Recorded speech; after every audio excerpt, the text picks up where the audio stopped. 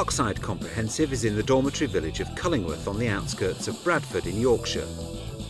The school's in a semi-rural setting. Its last Ofsted report described it as good, with some outstanding features.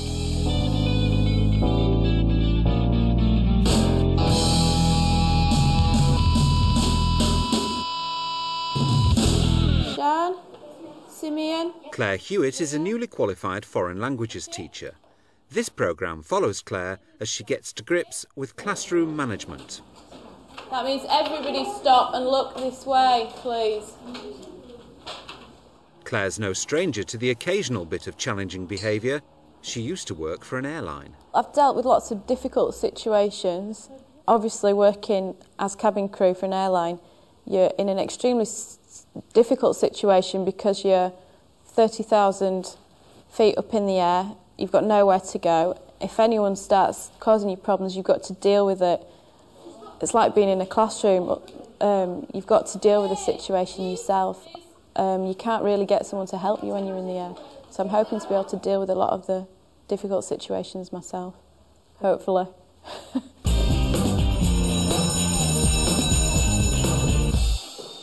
It's now 5 weeks into term.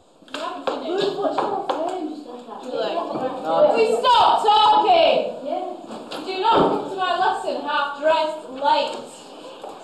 Claire has set working with low ability groups as one of her targets for the year.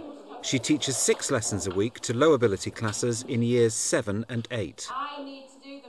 One of the biggest challenges in the classroom, I think, is differentiation. It's one of the buzzwords that's going around schools at the moment because you've got so many levels to try and teach on. You've got a range of abilities in a classroom and you've got to try and cater to everybody that's in there. Bethan, stop talking. I'm the teacher. What? Yes, if you want to talk, you ask me. You don't just talk in the middle of my lesson. Nous allons apprendre comment vous arrivez au collège. I know they're learning something because they come back the next lesson and they'll know it. So I think you've just got to get used to their learning style is they have to swing on the chairs, they have to collapse on the desks, they have to be noisy. I think you've got to learn to put up with their particular learning style, which is that. Autobus. En autobus, excellent, très bien. Next one, Jade. I can't say it. She's trying. Voiture. Voiture. En voiture. Voiture. Excellent. I have got 2 low ability classes, very low ability. I didn't realise how weak they would be. Claire meets her mentor, Sarah Williams, to discuss strategies for improving her classroom management. And what does that, and how does that affect your planning then? I've got to really break everything down into really little pieces. I mean, I'm doing one spectrum is like the year 10 where they can do full sentences and these are just picking up words. So I just find it really strange. One of the hardest things is to keep them occupied for an hour. You've said it, you've got to make it bite-sized. Yeah. The activities, can you just explain a little bit more what you've understood by that? Or how? Well, I have to do little activities, different activities on one theme. So I just change activities every 5-10 minutes to make sure they can keep up. That keeps their attention. So they're not always looking down. Sometimes I'm using flashcards, sometimes I use the board. I have to keep them. So variety's yeah. key. When you've done it, I want you to write how you travel. By the time it gets to week 5, 6 and 7 of your term, then people are starting to become weary. There are staff off timetable, and so you might have to go and cover lessons, and your timetable's becoming more and more complicated. So Claire's doing exceptionally well. She's still bubbly, she's still organised, she's still asking questions all the time, but clearly she's tired. I had 2 problems. I had to break up 2 fights. One of them was a boy pushing a girl down the hill.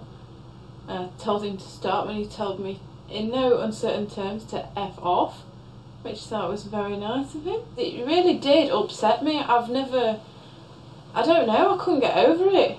I've never sort of had anyone like that speak to me like that. I don't think even any other adults have ever spoken to me like that. I just think it's downright rude.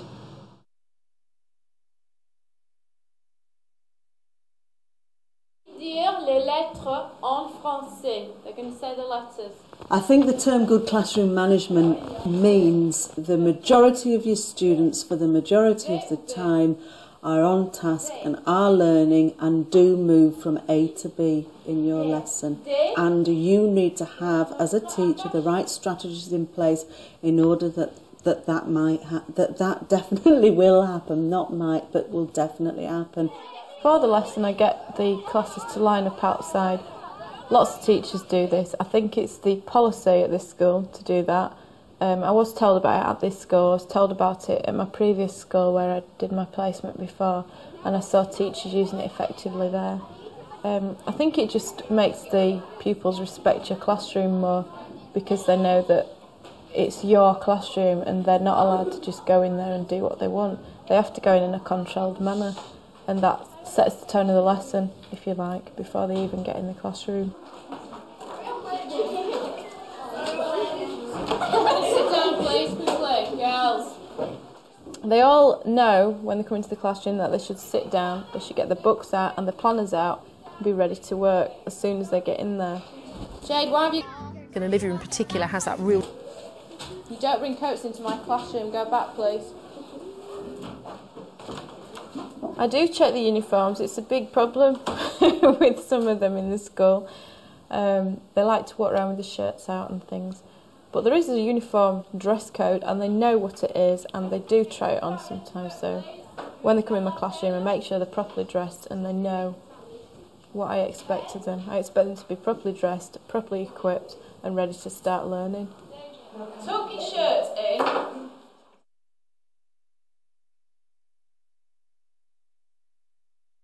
I wanted to establish firm rules when I had my own classes to look after so that they knew exactly what to expect and exactly what I wouldn't put up with, and they know how far they can take you, basically. Michael, get on with your work. What is it? Have a look. The glove. Right, have you done this? No. Yeah, but I thought they were still This class will stay in for 10 minutes unless the person who is whistling stops. Miss, I whistle first. Excuse me?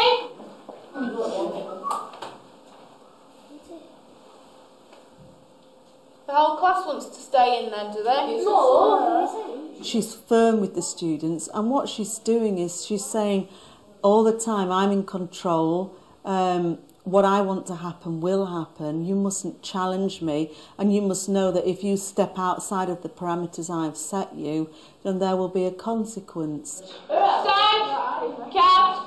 4, 3, 2, 1, stop.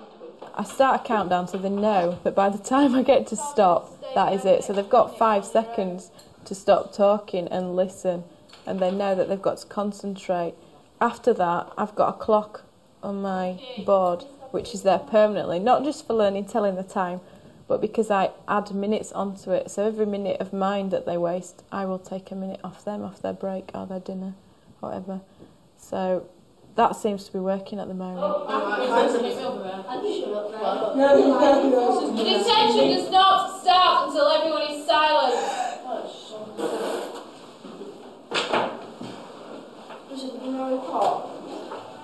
Start again, shall we? Oh, Josh!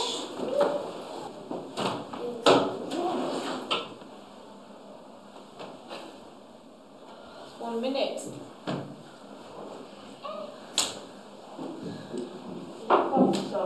We can start again, Josh.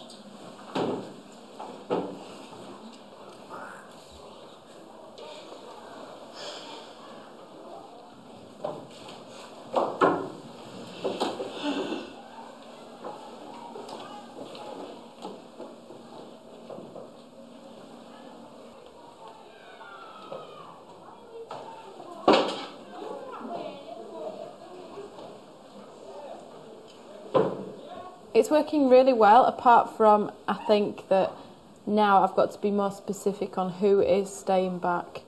Stand up in silence and put your chairs under. Don't go anywhere.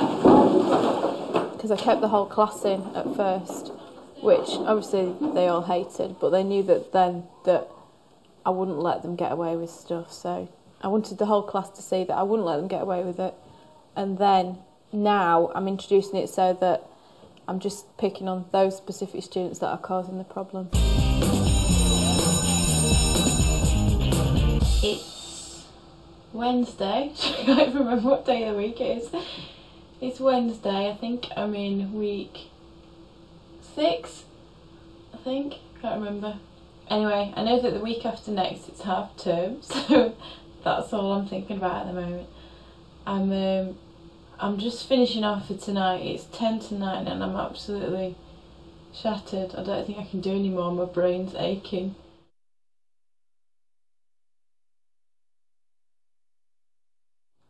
I'm going to explain something that I'm going to start this year with you.